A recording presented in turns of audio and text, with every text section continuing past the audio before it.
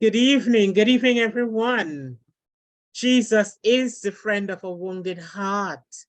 And we meet here every Wednesday evening at 9 p.m. to talk about him, to talk about wounds, to talk about healing. And we're happy to see you here this evening. We have another powerful session in store for you. And my co-host is right here, ready and waiting. I thank God for her. She has been supporting this program well. Keisha, welcome one more time. How are you? Hi, good evening, and thank you. I am fine, thanks. I am doing well. And yourself? I am great, thank God. Nice, great. Yes. I hope and trust that all of the persons that's currently logged on with us are also doing well and would have had a good day. Mine was long, but good still.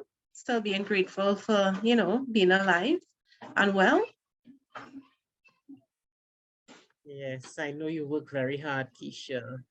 And but you're faithful. I'm so happy for that. Thank you so much. You're most welcome. All right, so let's move to our open prayer. Could you introduce the person for me?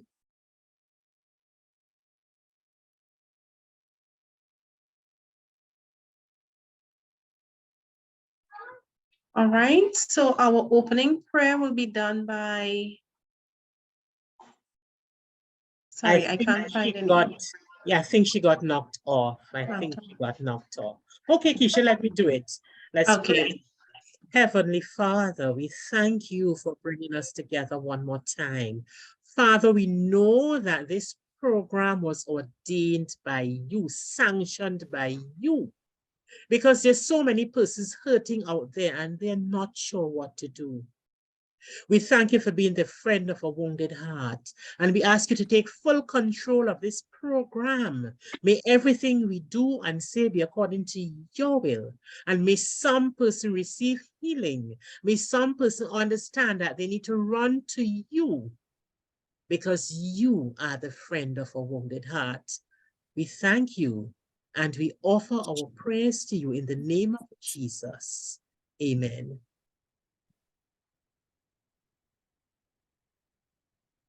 So we welcome each and everyone here this evening. We extend a very, very, very warm welcome to you. There's some persons who are with us every week, and there's some who are with us almost every week. There's some who join us when they can, but we have a brand new person this evening. Keisha, see if you can tell me who is the new person.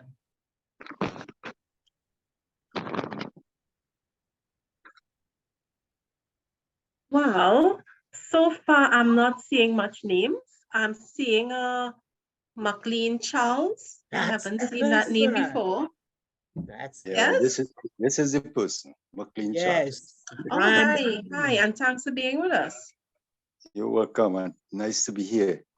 Yes, we usually chat quite a bit, and we usually invite persons to share their views, even though we might have persons designated to present. We want this to be a very interactive group. When you come here Wednesday nights, be prepared to talk.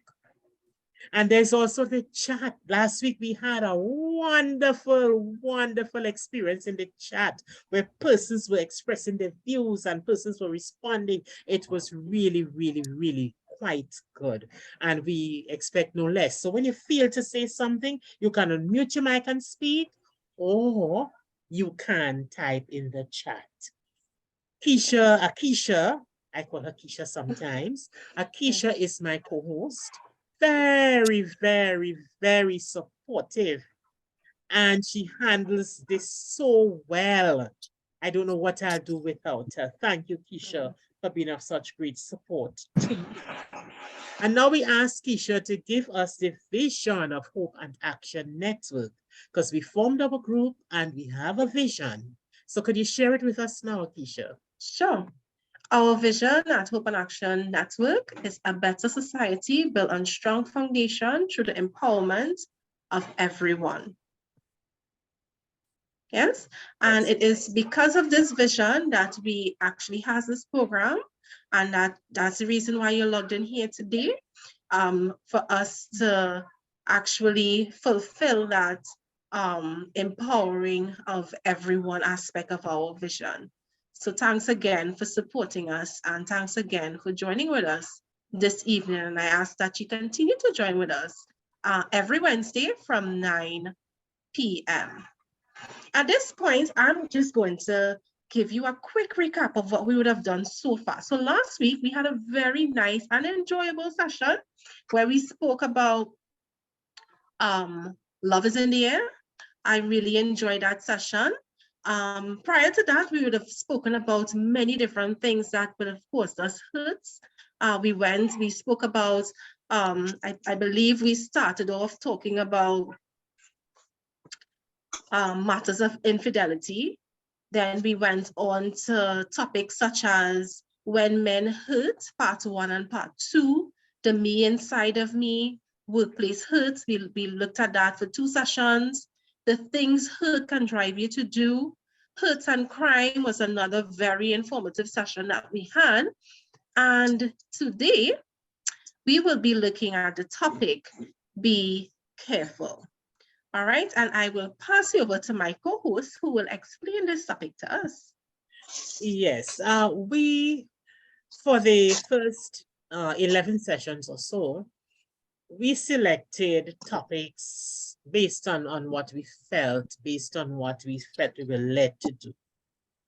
We found that we were dealing with quite a number of painful situations. And then we were entering the season where people talk about love and sharing and so on. So we had Love is in the Air. But then there's another season coming up. And while we do not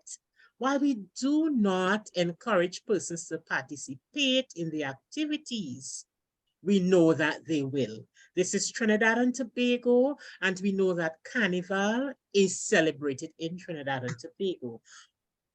On the platform, I don't think there's anyone who celebrates Carnival. However, we said we are going to empower everyone. So persons will be going out there, and we want them to understand that they should not engage in things that would cause them pain. We know, for example, that people count 9 months after Carnival. And does anybody know why they count those 9 months? Brother McLean, tell us. You laughed, so tell us. Pregnancy. So we know that persons engage in sexual activity around Carnival time. It is a season of gay abandon. It is a season of the flesh. And while we may not be able to prevent persons from going out and participating, and hopefully we will, if somebody views this tomorrow when I place it on Facebook, hopefully we could stop somebody. We are also saying you're not to engage in certain activities because you will be hurt. And we are not only dealing with the persons who will go out to carnival activities, we know that there are other activities as well. And some of us remain at home and we have to be careful as well. So our topic this evening is be careful. Be careful. So this evening we are speaking to everyone. We're targeting everyone. We're targeting the campers. We're targeting the camp organizers. We're targeting parents, property owners, business owners, people who plan to stay at home, and people who participate in the festivities. We all need to be vigilant. We all need to be careful. So Keisha, I want to hand it back to you now as you engage our very, very faithful Eustace Forbes. He's with us all the time. I need to mute someone. He's with us from week to week, and he's always willing to share. And we're so thankful to Eustace. So Keisha, I want to hand it over to you to take the first few questions. I see Mr. Forbes is ready. Yes, So we want to talk about persons involved in carnival festivities. So what are some things that can lead to hurt when you're involved in festivities during this period? Well, there are many things that can lead to it when you're involved in festivities during this period. One has clearly been defined already with regards to, people engaging in indiscriminate sexual activity. I mean, the way our carnival is now, you see that, sexuality is something that is really promoted. To me, like an artist of today, can't even make it without being sexualized. But it goes more than just those who are actually partaking in the festivities, even, and I would say this, but I'll say it guardedly as well, that sometimes things happen even with individuals who are attending camps. So both ways it has to be guarded against. Yes, so that is one. We're coming down to that, but we want to dwell for a moment on the ones who participate in the activities, and then we're going to go right down. So I was getting right to that. So then, in the carnival, some of the things that could cause harm: alcohol consumption, people going in parties with weapons. And those are the persons who may seek to do harm, but even the person of themselves who is actually going to partake in the festivities, they might walk with their phones, jewelry, and really put themselves in positions that they could be put in harm's way. I mean, you might look at the instances of alcohol and every carnival song is about drinking rum and consuming alcohol now. And one might just say you're having fun, but there are serious consequences when you have that mix of alcohol and people interacting. You're talking about accidents. You may be drunk, you might end up in a compromising situation. You end up having unprotected sex because guess what? You're intoxicated. But all of these things are things that could cause hurt to persons who are actually in attendance in a carnival show or some kind of event, or the main event in carnival in and of itself. And some things that one could consider whilst attending carnival to mitigate against that, or those instances of harm, those instances of hurt, is you could consider, attending carnival functions with friends. Make sure you have a designated driver. Well, you could start too by not consuming all that amount of alcohol. You know, don't go in secluded areas. You could consider parking your vehicles in areas where persons frequent, because that is another thing too that is prevalent, where people, you know, damaging people vehicles and stealing people's vehicles. So, you know, all of those are things that could cause hurt in the carnival's festivities. And those are some precautions that one could take once you're attending, once you're part of that group that's attending carnival festivities. Okay, well, great. So far you gave us, you know, some of the things that can cause it. We saw you also gave us some advice on how to avoid hurt. But what do you think about children during this time? You know, this morning I was listening to the radio and I heard an advertisement. I believe it was from Children's Authority. And it was basically a skit with two ladies, and they were talking about, you know, leaving one of the ladies, leaving her children home to go and fetch. It was a 12-year-old and I believe a 3-year-old. And she's like, the 12-year-old accustomed to that, he can, you know, she can figure it out, and, you know, and the child can see about the 3-year-old. And I found that advertisement to be so relevant to today. I'm not sure if you're speaking, but you're muted. So you're Okay. muted. Yes, could you unmute, please, Eustace? I actually muted you because there was a feedback. So can you unmute? And before you begin to speak, I want us to put out our disclaimer. We are not promoting carnival. Yes. We know that we live in Trinidad and Tobago and that people will attend carnival activities. We are talking about hurts and how people can avoid during this time, avoid being hurt, avoid doing things that they will be sorry for later on.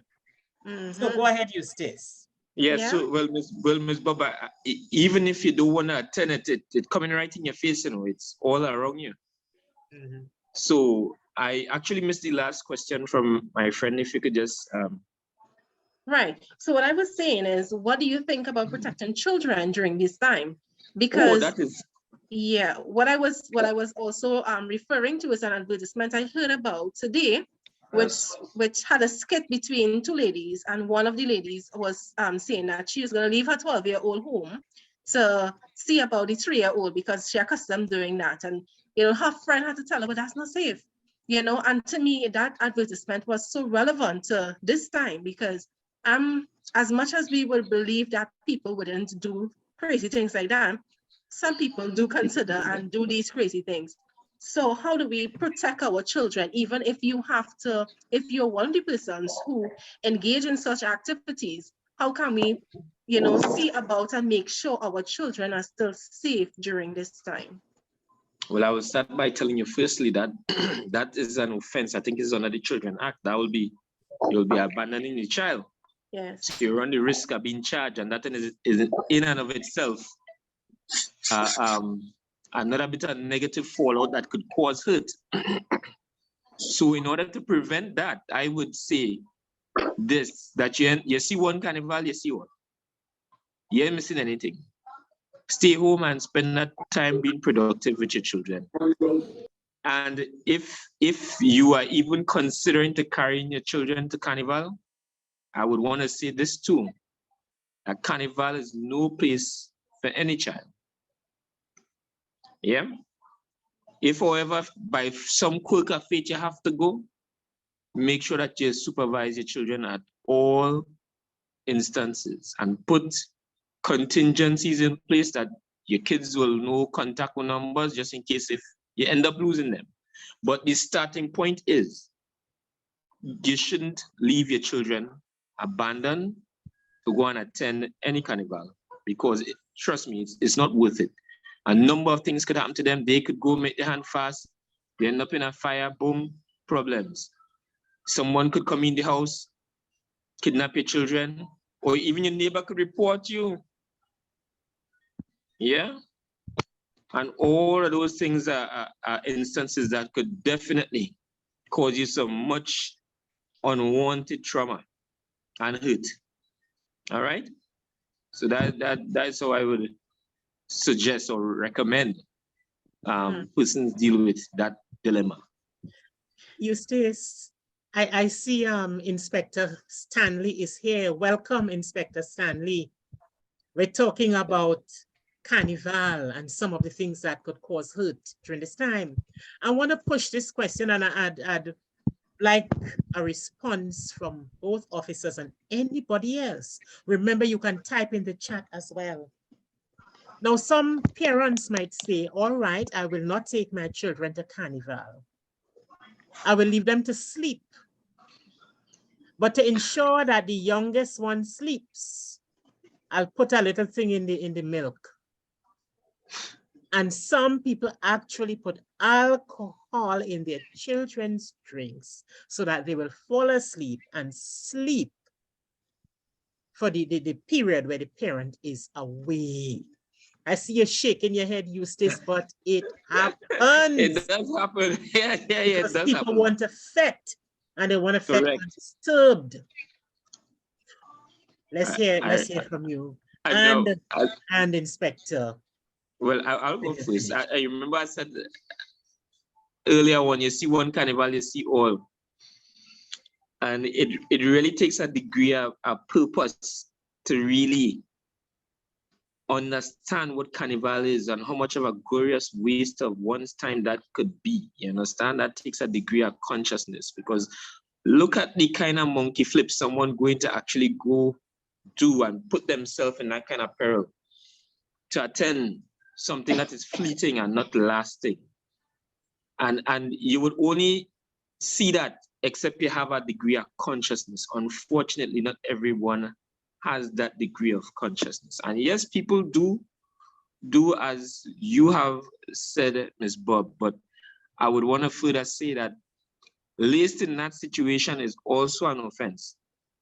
Yeah, you might get charged with cruelty to a child. I believe there is a prohibition against giving children alcohol to consume under the Alcohol Act as well too.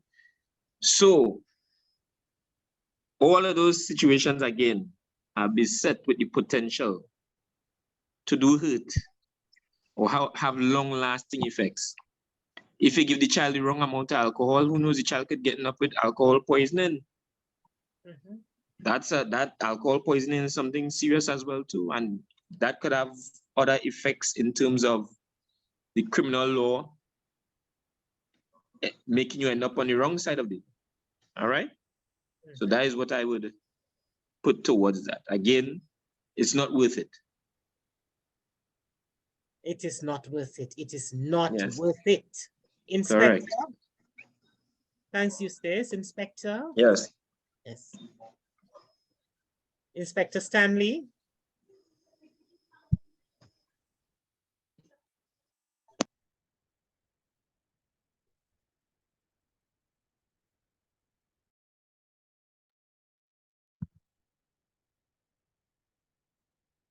Okay, I see that he was muting and unmuting.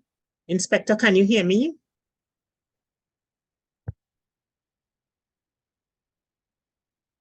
It seems as though you are speaking, but we can't hear you. You're muted again.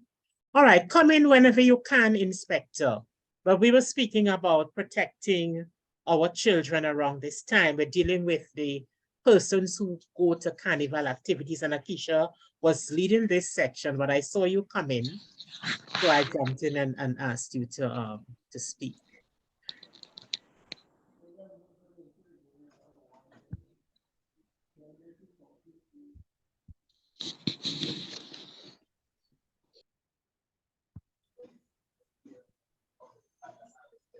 Okay. Keisha, we will take Inspector Stanley when he's able to. No problem. There seems to be a problem. Are you hearing me now? Oh, yes, I can hear you now. Yes. All right, sorry about that. First of all, let me say thanks for the invitation. And it's always a pleasure to be here with you guys on a Wednesday night. I had to run from one presentation to the next, so please accept my late arrival. It's a very interesting topic. I was, glad to, be invited to make a comment. And one of the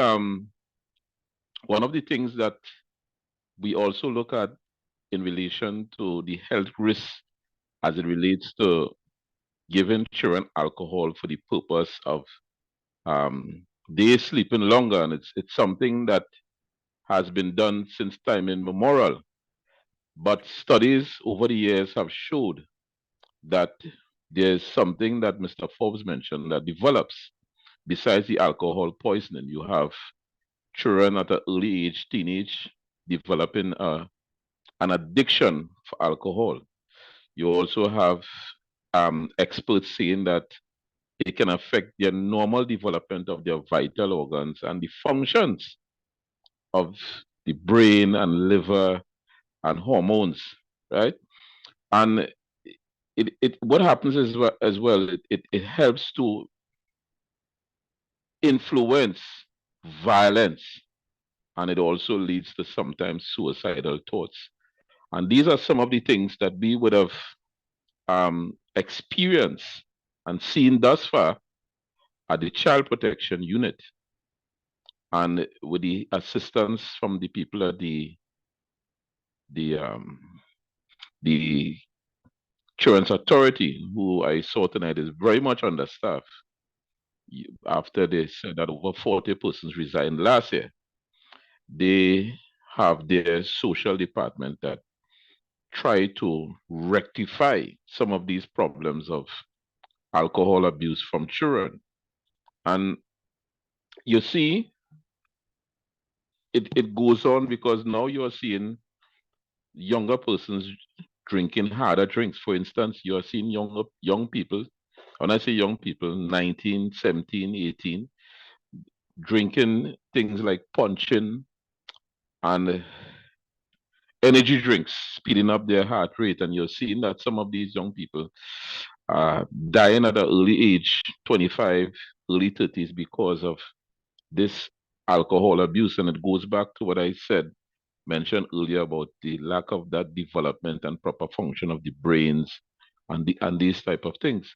So it's one thing to take a risk to have your kids sleep so that you could party.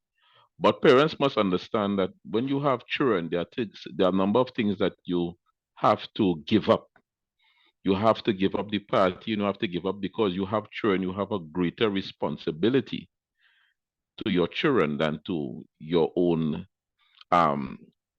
entertainment segment. And this tells us that we have persons in our society who are void of mental maturity. And that is why we have so many incidents where children are either injured or hurt during the carnival period. I understand there are some persons who may not want to take their children into the heart of the activities, which is in Port of Spain, and I understand that. But they themselves want to go either watch it on television, and they tend to leave the children unattended or not properly well supervised. So my take on this whole alcohol aspect, I love the question, and I hope I'm just sad that this is not being heard by hundreds of listeners because it's a common practice, ma'am. It's a very accepted behavior by a number of our citizens to apply some type of drug, be it alcohol or otherwise, in formulas so that the children will sleep longer and then they could go out. And sometimes they leave the children at home with a with a 12-year-old or 11-year-old and they're out. And then there are incidents that takes place that they themselves cannot give an account for. And Mr. Forbes was right, as he mentioned, the consequences of these actions. And I could reassure you that my superintendent, Ms. Guyalin, from the time she hears or sniffs some form of neglect, my phone starts to ring. And then you see persons appearing before the court for their negligence or failing to do the proper thing as parents. I see your supervisor is here. She is here and she has been with us for a couple sessions. She's usually quiet, but I wish I could invite a comment from her this evening, particularly because we're dealing with issues related to children. I thank you, Inspector Stanley, for your contribution so far. And we are getting good support from law enforcement this evening, and we also have Children's Authority on board. This is serious business.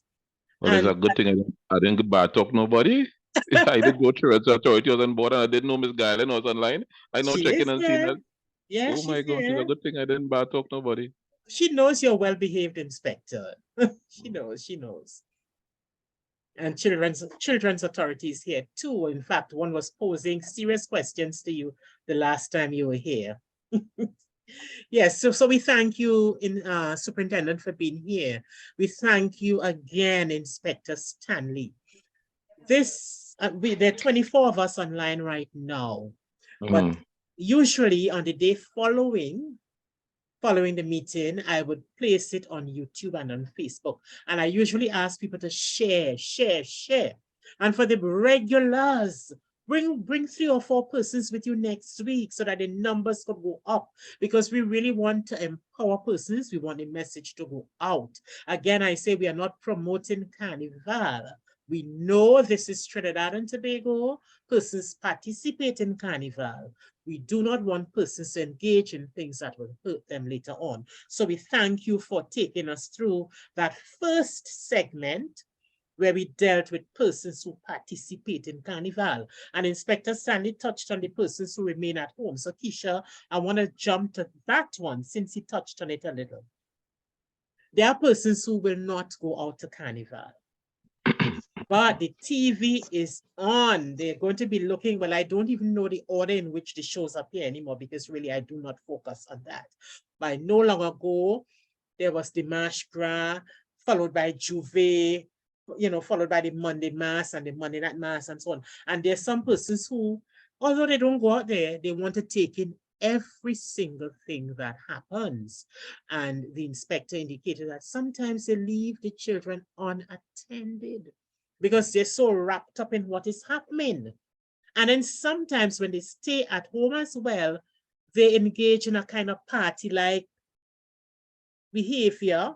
So they have all the drinks there and they have a big cook and things like that.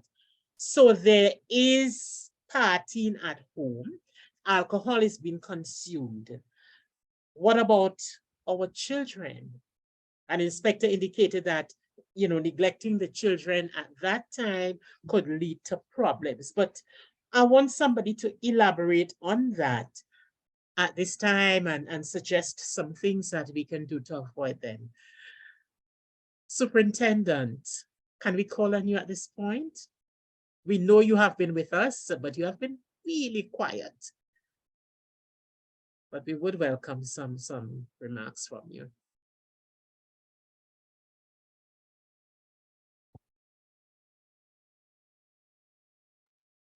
Good night, everyone. Yes, I missed the question that you what's the question that you just spoke about?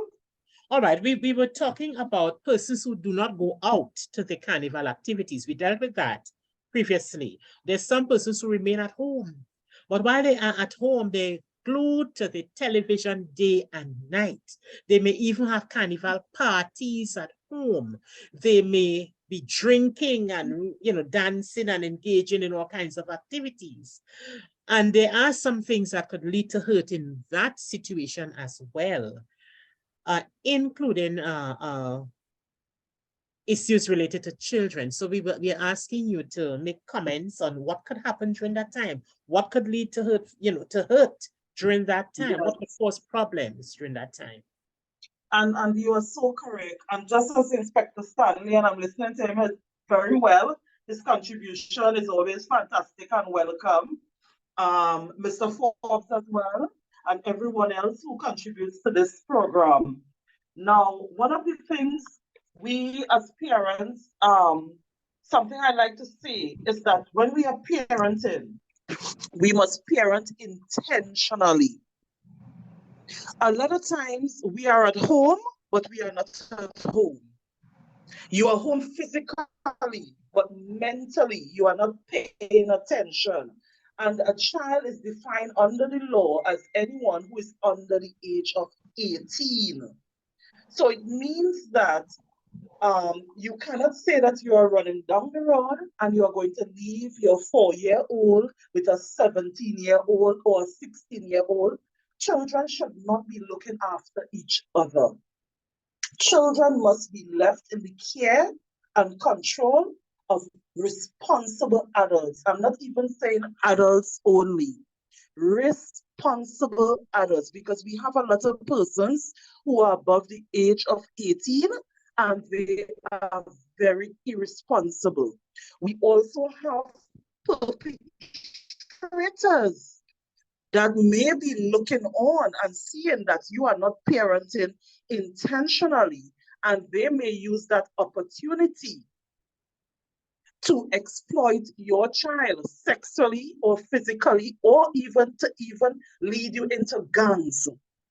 So parenting is a really serious responsibility that parents and caregivers and persons who have the responsibility of children, they need to take it very seriously. Because if you fail to take your parenting responsibility or caring for a child seriously, you may be liable under the laws. And that is something that we really, really need to be careful with. Another thing is that we have a lot of persons living, let us say, whether it's in the condominium apartment setting, for example, and you may get carried away looking at television and be so excited with the TV and what is going on the TV and the radio, because Carnival is a time a lot of people let down their hair and they let down their inhibitions and their ability to be aware of their surroundings. We are asking persons to be aware of your surroundings. And if you are caring for children, ensure that you place your eyes on them all the time. There is an old saying in Tobago, I remember growing up, when persons would say, I'm going down the road. You could have done that long time because it wasn't really a crime, but it's now a crime. I'm going down the road. Just throw an eye on Susie and Stephanie there for me. That is children. You will tell the neighbor to do that. And that was fine around those times, you know? But nowadays, you cannot tell your neighbor, throw an eye on a child. No, no, no, no, no, no, no, no, no. Children must be looked after 24/7 because children love to explore. They love to experience new things. And children sometimes they don't even understand what is risky. And that is what parenting and supervising is about. We have to tell them, hey, don't do that. This can happen and that can happen. You know, and that's the thing. When we're communicating with children now, we have to be so open and be so honest with our kids now, because our kids are looking at TV, you know, because if you fail to teach them the right thing, they would learn it either from a friend or they would learn it from the internet. And it doesn't necessarily mean it may be the correct thing. So, parenting, caregiving, serious, serious, serious, serious business. Yes?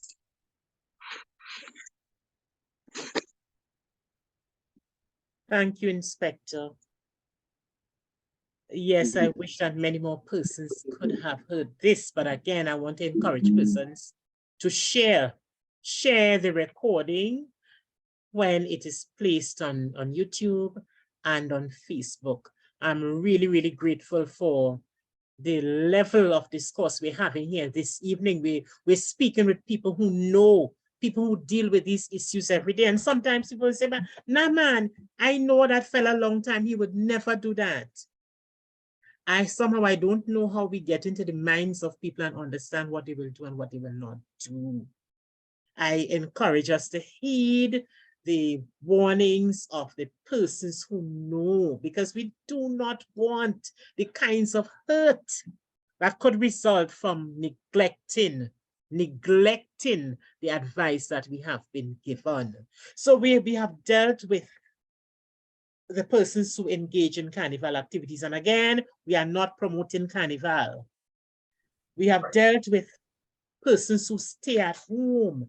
And sometimes, apart from the children being neglected, we are hearing that we could even leave our houses open because we're so focused on the television that we allow bandits to get in. So we let down our hair and we do things that we don't usually do.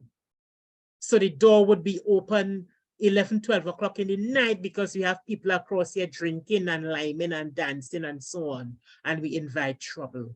We have to be careful. We should not invite trouble into our homes.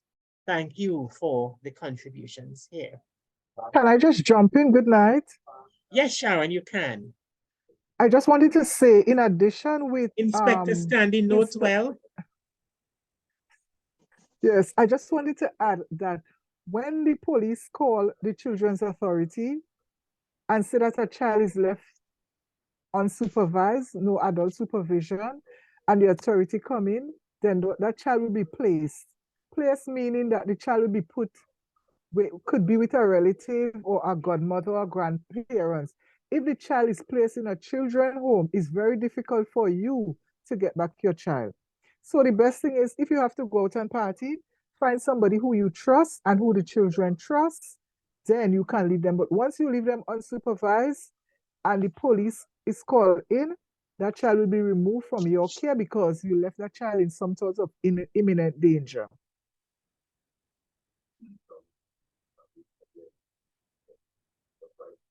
Thank you, Sharon. Thanks for your contribution. And I want to warn all those who are on this evening, Sharon does not make joke with the people's children. If Sharon has to investigate a matter concerning the people's children, and she knows that there is a 0.01% of guilt or negligence or whatever, she will act on it. She will act on it. Sharon, I really, really thank you for the work that you're doing in this area. And I want to encourage you to continue. As we speak about children, Akeisha, and the others who are on, you know, I understand that some people go into town with the children and deliberately lose the children. Does that ever happen? Is that true? Can that happen? So they know that when they let go of the children, that somebody will take them to the police, and so they could get to lime and party as much as they want. Do you think that really happens? Does anybody know, the law inspector or Mr. Forbes or Superintendent? Bob, that may be possible. Let me tell you what I'm sure about. What I'm sure about is that we have parents, well, we had 2 years of pandemic. We have parents who would deliberately go and leave their children in the hospital so that they can go and party. Leave their children in the hospital. We have had instances where that happened in Trinidad. Parents would also drop their children off to like cinemas, like in the malls. And they would go to play their mass and do whatever. These things are dangerous. People are looking on, and it's something that we would not encourage as law enforcement and Children Authority. I'm certain they would jump on board with this as well. We do not encourage that kind of behavior. You are putting children's lives at risk. We have volunteers who look on and they're just waiting for that opportunity to take advantage of children. Children can be trafficked when you do that. Children can be sexually assaulted. They can be killed. So those things really do happen, and it's something that we really, really do not want parents to do at all.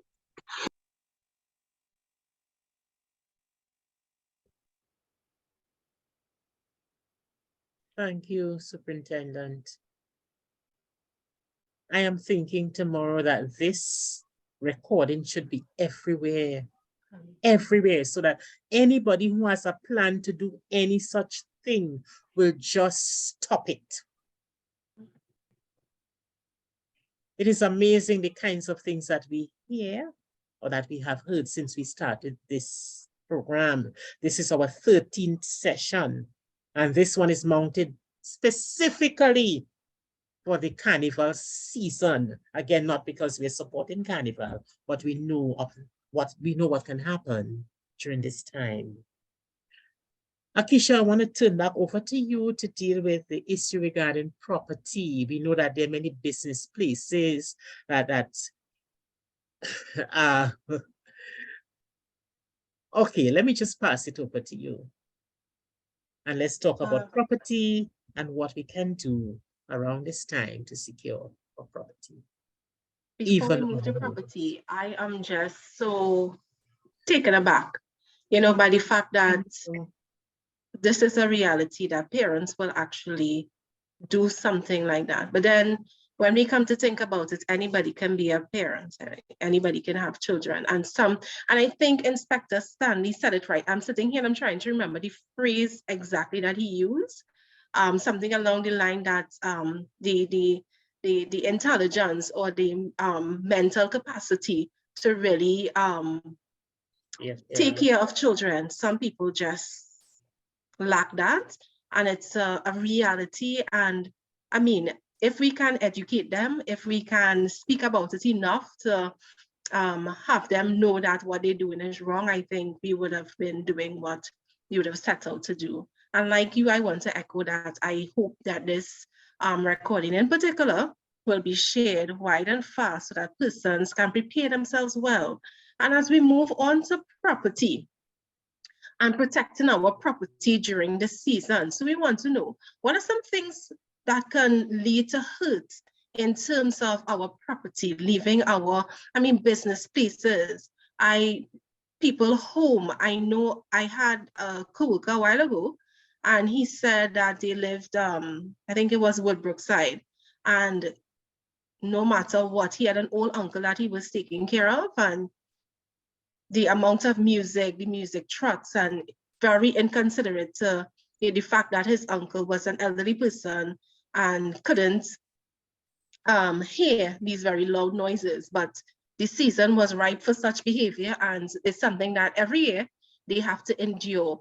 What about businesses? Every year they have to spend additional monies to make sure that, you know, their places are barred up properly, because when persons are sometimes intoxicated, they act in really irrational ways and manners in which that in a normal Monday wouldn't act, right? So what are some things we can do that can lead to hurt or prevent hurt during this time, especially in terms of persons and their property? It's an open question, so anybody can feel free to chime in.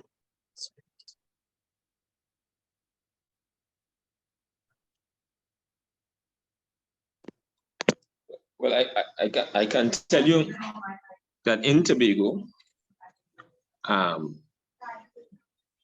the predominant thing that you tend to see is breaking, and a lot of those a lot of the criminal elements would recognize the fact that people would not be at home during these carnival celebrations as prime time for their business. So in terms of securing your home, your property in that way, you know, burglar proofing, alarm systems, you know, just to not make your home a soft target for the housebreaker, as the case may be. Now, I mentioned earlier one about motor vehicles as well, because one of the things that you see that is very much prevalent is where people removing car batteries, removing headlights from your vehicle.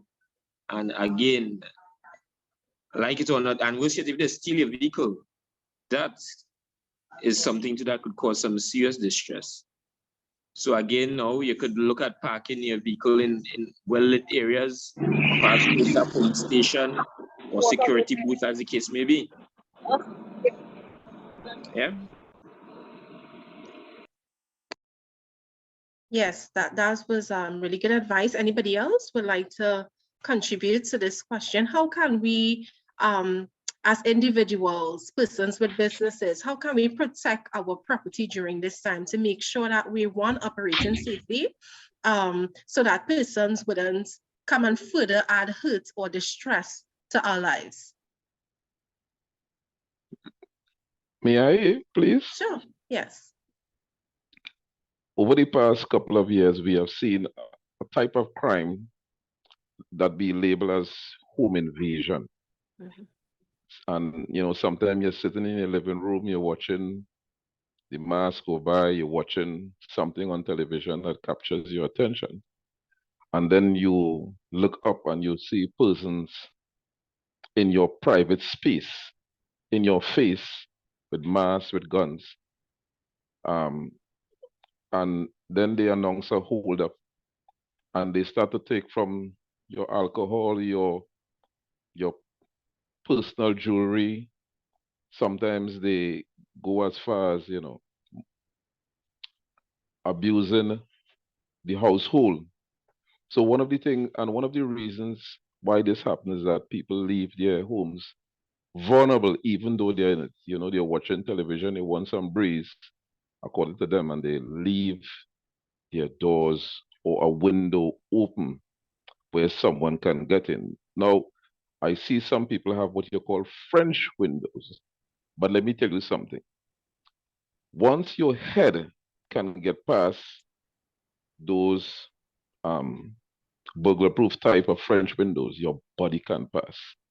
And I've seen persons use small children, 10, 11 years old, to get into homes and unlock it from the inside for adults to come in. So once you know that you have this quiet time where most of the neighbors are either in Port of Spain or out fetting, you have to be more alert and avoid leaving doors and windows open.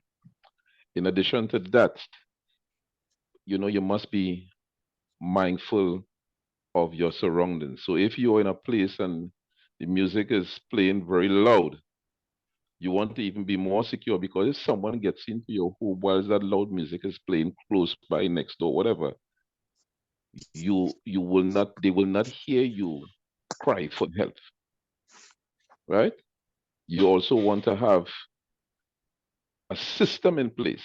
So if it's at night and you may hear noises in your yard, one of the things you don't want to do, you don't want to put the light on inside. You give away your position. Always try to have the outside light on first, right? And avoid putting on the light on inside, because then the person will know exactly which room you are in and where you are, sorry. So you want to ensure that you have the lights on. If you hear noises in your home, someone is moving, you don't call names, because you also give away your position. You try your best to stay in a position and wait to see if the person is coming in your direction. You grab onto your cell phone, you have 999.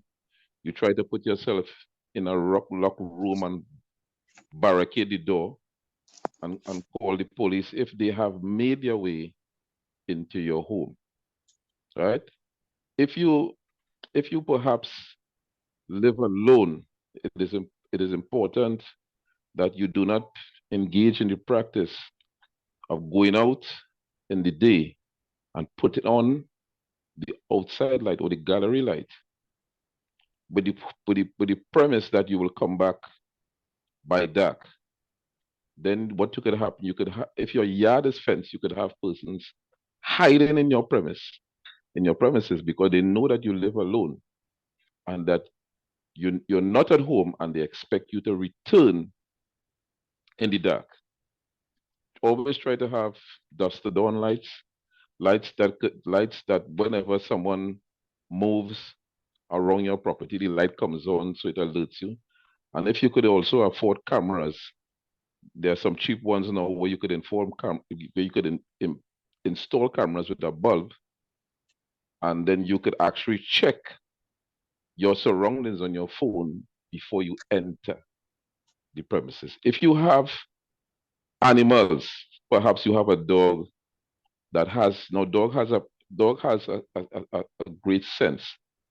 Every dog knows the owner, knows the vehicle, knows the sound of your vehicle. Every dog. You could research that. So if you're driving up your driveway and you pull in front of your driveway, naturally your dog will come to the front because its owner is coming home.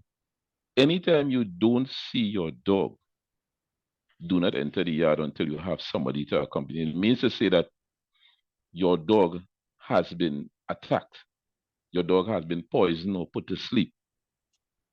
Right? It's either you wait a little bit, but don't rush to open your gate if you don't see your dog. It's better your dog come to the gate and you're fighting to put him back inside than you tell yourself the dog is asleep and then you have problems.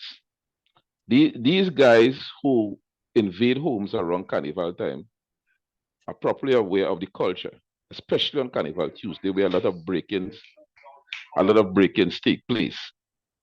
These break-ins occurs most of the time when people are in Port of Spain during the Carnival period, watching mass go across the savannah on Independence Square.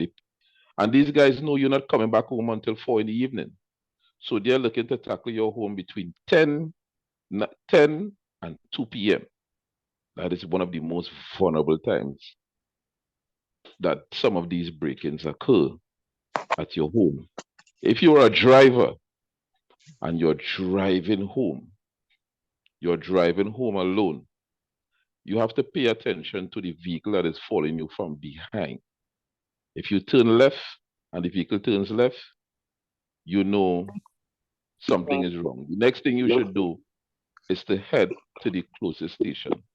And I want to tell you some of the vulnerable cars that have been taken away these days.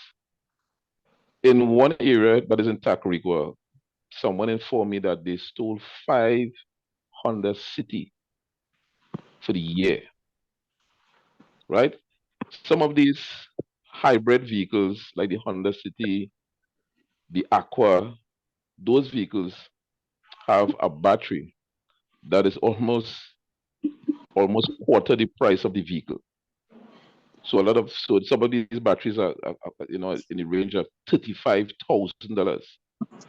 So they will come and they will follow you to take your car just to get your battery and probably to use the car for any other sinister means, right? Another thing that is going to tell you is going to sound very alarming. We all know that there are a lot of persons who pretend to be police officers as well, right? And they wear similar uniform to the police.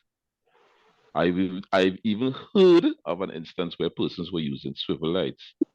Try as much as possible. One of the things that they don't have so far are sirens. So once you don't hear a siren together with that swivel light, you know something could be wrong. So it's important if they do pull you over, you ask the officer as much information as possible. And ask the officer if you don't mind if I call the 999 to verify who you are because you are in plain clothes, you're driving an unmarked vehicle with swivel lights. You know, I'm not sure what I did, but these are some of the things we may have, these are some of the things you'll have to do. Drive to the closest station. The police, these guys even pretend to be police coming by your home with a search warrant, right?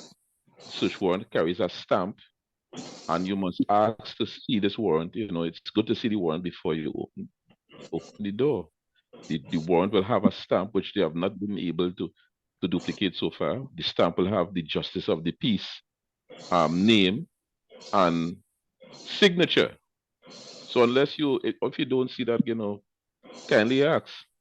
And if the police insist that you should let them in, don't hesitate to, again, dial 999. Say, look, there are officers at my doorstep.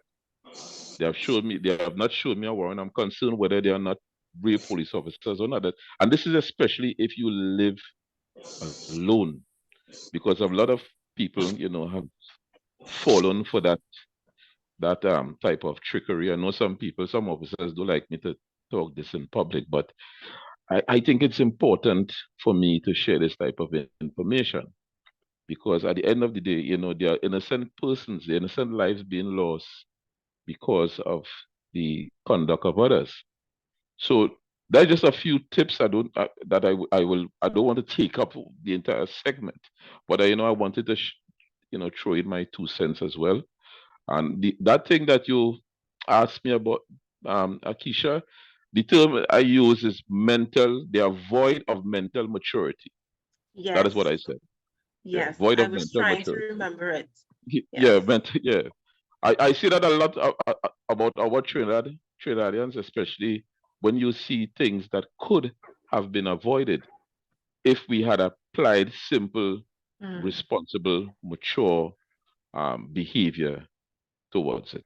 So I will pause and give somebody else a chance. Oh, Inspector, thank you so much for that. I hope everyone was listening and really was able to take note of these points I was trying to write as you go, because it's so informative. It's something that I have never even considered. Somebody's outside, you turn on the light because you want to see inside, So thank you so much for those points.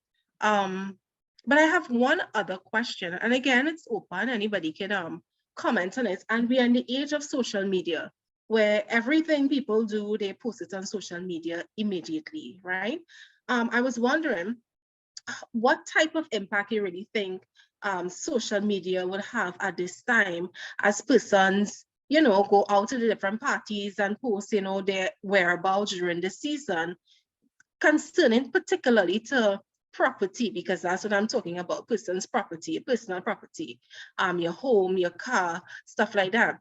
What type of impact you think social media might play on our personal property during this time?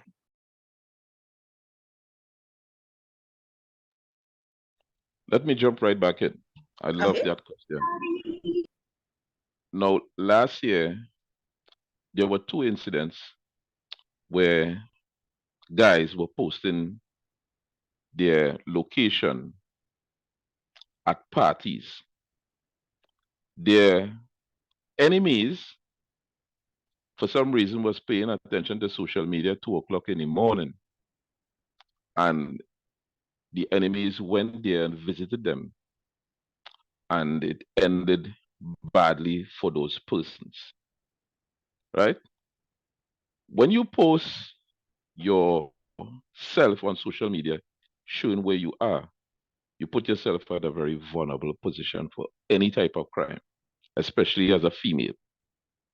I know where you are, so I could go home and wait for you.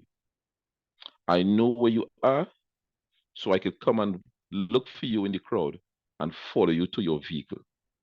You are giving away your position. You are compromising your own safety by conducting yourself in that manner.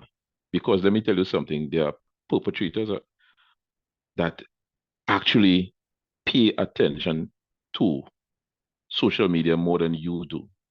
There are perpetrators whose lives or whose job is to pay attention to you whole day, whole night, 24/7. Whilst you going about seeing about your bills, taking care of your home and your family, and you are not paying attention to them, they are paying attention to you. So they are waiting for an opportunity to come at you when you're most vulnerable, when your guard is down. These guys, these vipers, do not come at you just like that. They pay attention to you. They pay attention to your profile. So that's why I ask persons, to lock their profile. Do not make it as accessible to public. Avoid posting pictures of yourself that shows where you are. You might be at another friend's home as well. You try and avoid these things because for carnival especially, a lot of there are a lot of persons who are involved in criminal activity that take advantage of the carnival season to commit any type of crime, from murder, rape, robbery, kidnapping, extortion, you name it. Because just like all the vendors and all the other promoters, they want to make money too. Scams and all these different things they are involved in. There are persons who will know where you are, they may know where your vehicle is parked, and they will cause you to have a flat tire to delay you. And then they come to help you. And when they come to help you, you put your guard down. So someone's come, you know you have good tires, you come, you see your tires flat. Do not accept help from anybody. Get yourself close to someone, always stay in pairs. And I say that for persons who go to camps as well, stay in pairs. 2 must be a number, even for children. So from the time you realize I have a flat tire, my vehicle is not starting, do not accept anything from any ordinary stranger. Try and get a friend involved, someone who you know. If there's a lot of police officers, the commissioner posted a lot of police officers, probably on every corner of Port of Spain. Get to a police officer. Say my tire is flat. And it is strange because I left it in a good condition. Be suspicious. You know, people, you know, family members say, I can't live in a cage like that. Everything I looking around, no, you have to be alert. Just like, you know, you all read the Bible and, you know, one of the things they say, pay attention, be alert. You have to be alert. You have to pay attention to your surroundings all the time. So if you want to post a picture, you have to understand your risk. I'm not telling persons to post pictures, but I'm telling that it is a great risk. You could take your pictures of yourself at the location and whatever, and post it when you get home, if you wish. But I try to advise people against doing that. And I gave the example of what happened to 2 guys that would have, not even 2 guys, 4 guys who were attending a party, and the perpetrator came to that same location and waited for them to leave, and that was the end of their story. That's my contribution for now. Okay, great. Thank you again. If anyone feel like chiming in at this time, you can feel free to do that. If not, we will move over to an inspector. You kind of started to touch on it where we were talking about camps, church camps and activities that can happen and hurts that can happen. And, you know, when persons go to camp, how we can be safe as well. So I'm just going to wait a few to see if anybody would like to contribute to the current topic. And if not, we'll move on to the last topic.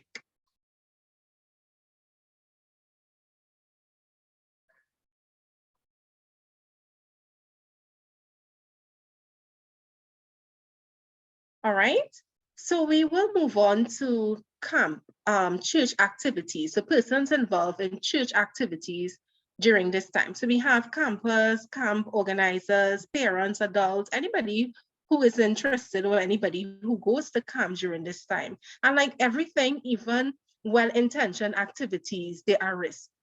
And so what are some things that could lead to hurt when persons goes to these camp during this time?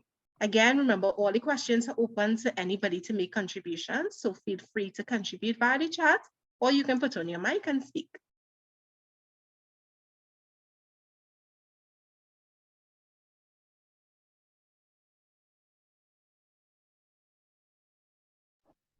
Okay, so I would give a little contribution on this topic. Actually, I would have had clients in the past and they would have expressed their experiences going to the church camps and stuff.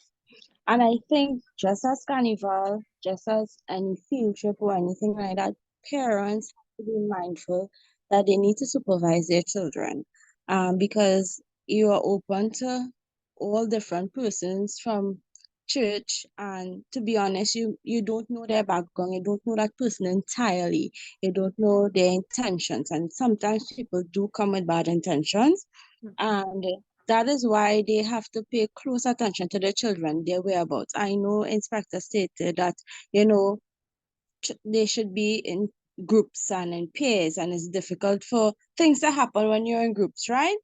So when you see, okay, you let a child go out and to play and whatnot, or join some activity, and she's with a friend, and then they see the friend by herself, those are little red flags you have to be mindful of and inform your child, okay, either go with these 2 girls or you come wherever I'm going, because that is very important to note. And the stories that I would have heard about church camp is just as horrifying as stories of women and girls going to carnival fetes and stuff like that.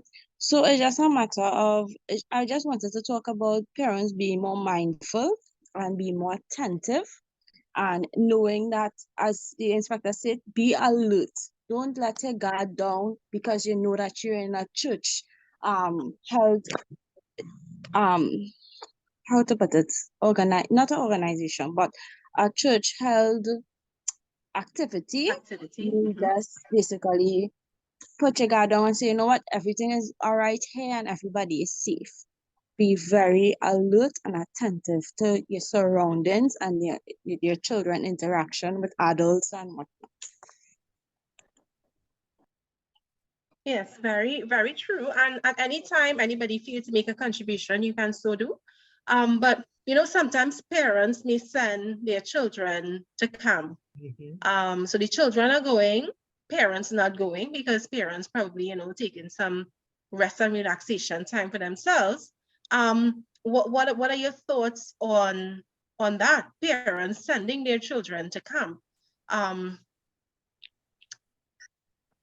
Excellent point that you're raising there.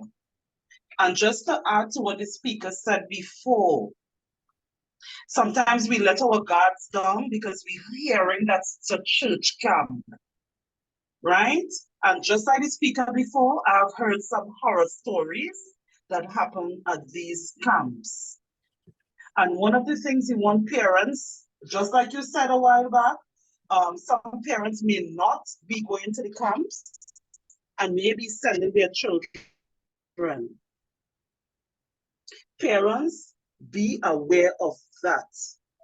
I believe that when you are sending your children to these camps, you should be present as well, because no one is going to take care of your child as you will do. Notwithstanding, if you are not going, you need to have some conversations with your children. And when I say that, I mean boy children as well as girls as well. So both boys and girls, male and female children, must be spoken to. We need to have conversations, like, for example, appropriate touch and inappropriate touch. And parents need to look at the words that they use. For example, good touch and bad touch is something that is not recommended that you say anymore. Because remember, somebody may touch you in a bad way and you feel good. So do not use those words, good touch and bad touch. It confuses children. You use words like okay or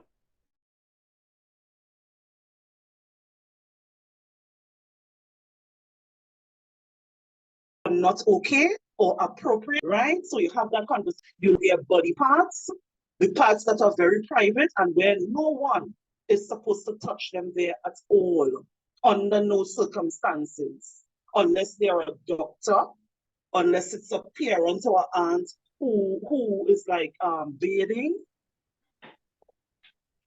And another thing parents need to do as well, we need to look at age-appropriate behavior. You must know as a parent, whether it be a father or a mother or an aunt or some senior person in the family, when a child reaches a particular age, there are certain activities that must stop immediately. For example, fathers assisting their children, their girl children with baths and all of that. There is a particular age that you must say, listen, you must not put your hand there at all in that child's private area. We have to be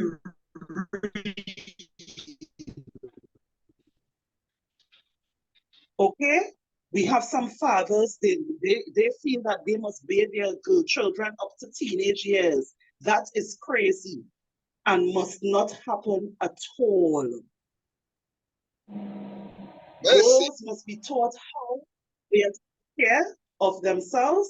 Girls must be taught how to bathe themselves as well as boys as well.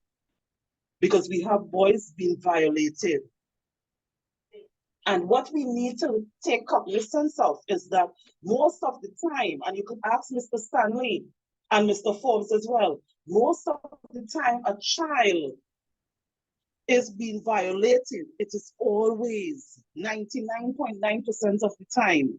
It's always someone that that child knows, someone in authority, someone that that child trusted, be it father, mother, auntie, granny, teacher, someone that that child trusted.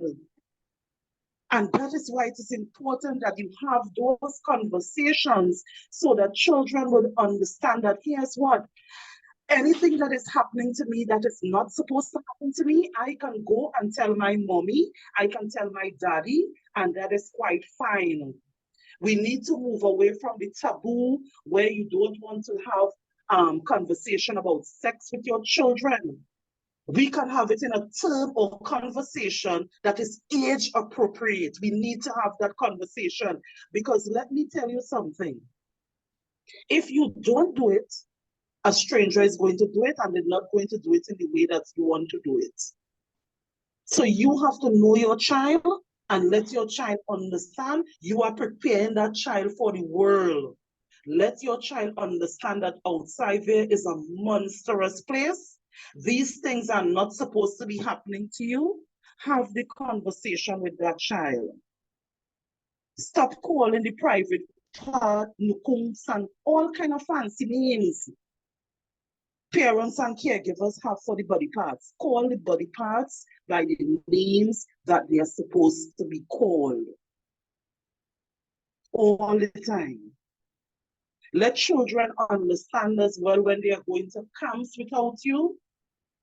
Let them understand that they must not leave the campsite at no point in time unless they are going with another person that they trust. Children sometimes have a sixth sense that kicks in. Let your child understand that once they get that feeling that something is not right, let them follow their minds and do not go. Because it may be an adult person. Have that conversation with children, letting them understand to trust their instincts at times. Let them also understand they do not eat and drink unless it's the general eating and drinking times in the camps, and all that is stuff that they carried personally from the camps, from their homes to the camps. We have a lot of persons buying drugs from all sorts of illegal places, and they are slipping it into your drinks. These things can also happen on camps. I'm not ill speaking the church, eh? I'm a God believer. I'm just saying these things because they are realities. And it doesn't matter if it's a camp, if it's in a carnival party, a children event. We have a lot of children who are making marijuana cookies, marijuana juice. So teach your children, just as we do it long ago in Tobago, do not eat from people. You don't know what is in the item. It may look like a cake, but it's a marijuana cake. And these people are mixing the marijuana with all other sorts of chemicals. And you could get hysterical after using that. I have seen children end up in the hospital, even adults, after eating some of these cookies that are infused with marijuana and whatever else it is infused with. So we have to speak. We have to speak. Keep that conversation alive. Yeah, so I think that's my contribution. I spoke a lot. And it was all welcomed. Thanks Yes. again. Yes, I am so thankful for the expertise tonight. We have law enforcement, children's authority, social worker, making powerful contributions. I mean, some of them are shocking us, I must admit. There are things that we knew, but we're hearing some new things tonight. NEW new. What a world we're living in. I want to just throw in a few things here with respect to camps. There's at least one person on the live this evening who can bear me out. Some years ago, when I worked at the School for the Deaf, we took children to different islands every year. And one important thing is the ratio of adults to children. Before we left Tobago to take the children out, we formed groups, 5 children to 1 adult. 5 children to 1 adult. And those 6 persons, you supervised their sleeping, you slept in the same room with them. There was nothing like the children in one area sleeping and the adults in another area. We slept in the room with our charges. As a matter of fact, our beds, Anne-Marie, would have been behind the door. The bed of the adult was behind the door. So nobody could get out of that room without the adult knowing. And then if anybody had to come in, of course, the first person they would encounter is Strong Joan or Strong Anne-Marie or whoever else the adult was. When those children had to go to the washroom, we went with them. Wherever they went, we were with them. And so we saw it as our responsibility to protect the people's children.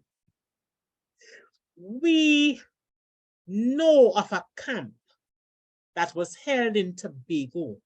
We were not on that camp, but we were assisting them with, getting their meals done and things like that. And 2 o'clock in the morning, adults got up and the children were in. Some children were in the swimming pool. Some camps are going to be held near the ocean. I know that there will be rules, no bathing and so on, no swimming. However, the mind of a child is foolish. And there are children who will try to get up and get to that water. They will get up and try to walk away. And I want us to be very, very, very careful. We don't want any bad news after the camp. When the children have to go to the washroom, camp managers, administrators, whatever you're called, ensure that the children are grouped in such a way that there is supervision at all times. I know that in some camps, people keep guard all night. The guards can't afford to fall asleep because we have people's children and even adults in our care, and so we need to be responsible. There have been horror stories coming out of camps. They have. And Marie St. John, our camps were well organized. That's no boast. Yes, we were concerned about the people's children. And so we kept them close to us. There have been horror stories coming out of camps. Cleaners after camp will tell us of some things that they find near the campsite, around the campsite, that are really not supposed to be there. So I am asking all persons who are taking children to camps to be extremely careful with the people's children. We heard it from the officers and now we're hearing it from me. I have taken children to camps, Grenada, St. Vincent, Barbados, St. Lucia, Dominica, St. Kitts, wherever we've taken children, and we took care of them. Please, let us be extremely careful. Let us be careful. So we've heard the same stories from the social worker, the same stories coming out of the carnival activities come out of the camps. We want to put a stop into that. We want to put an end to that. We heard the warnings from Superintendent Guy Allen, from Inspector Stanley, and from, I don't know your rank, Mr. Forbes, but you have been contributing tremendously in this regard as well. And we've heard from Abel.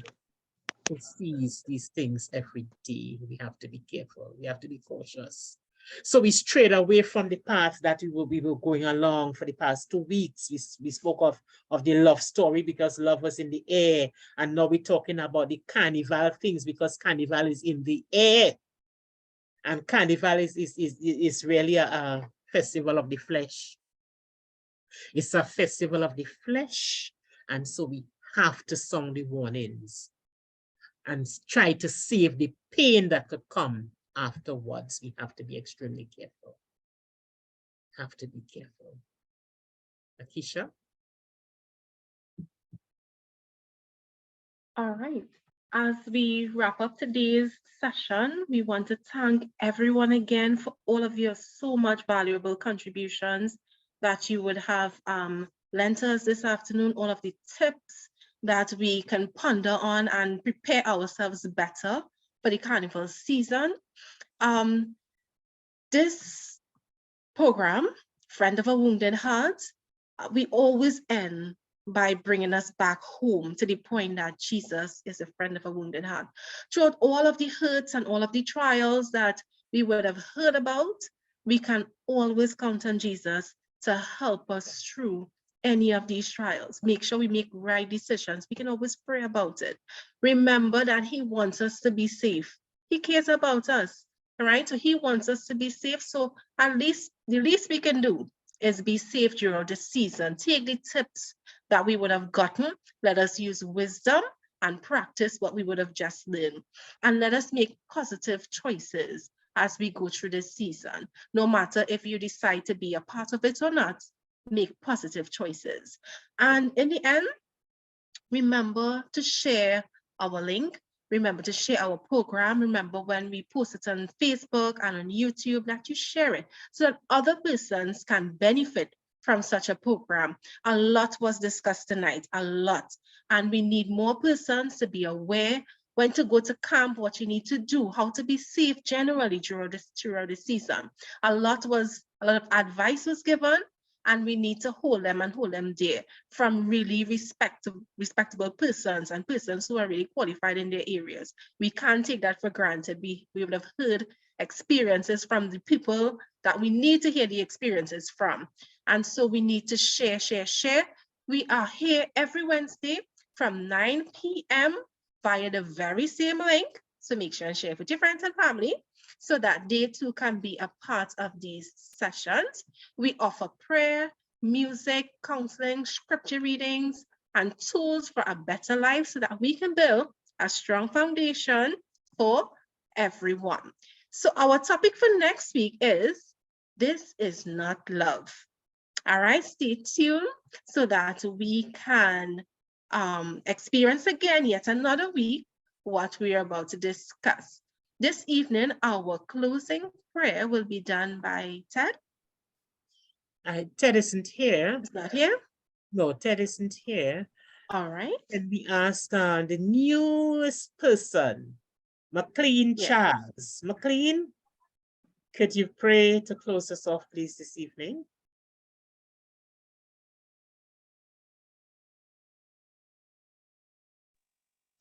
All right. I just want to say thanks for this program.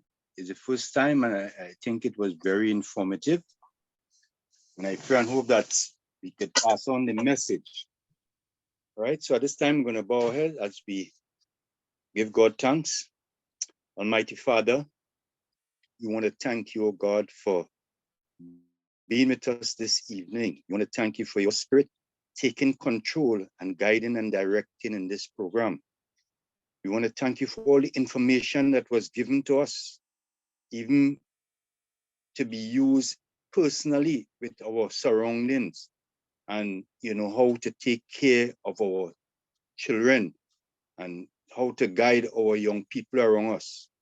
I pray, dear Father, that you'll continue to protect our young people, continue to put a hedge around them, dear Lord, and help us as adults to be responsible and help us to be an example to our youths in every way.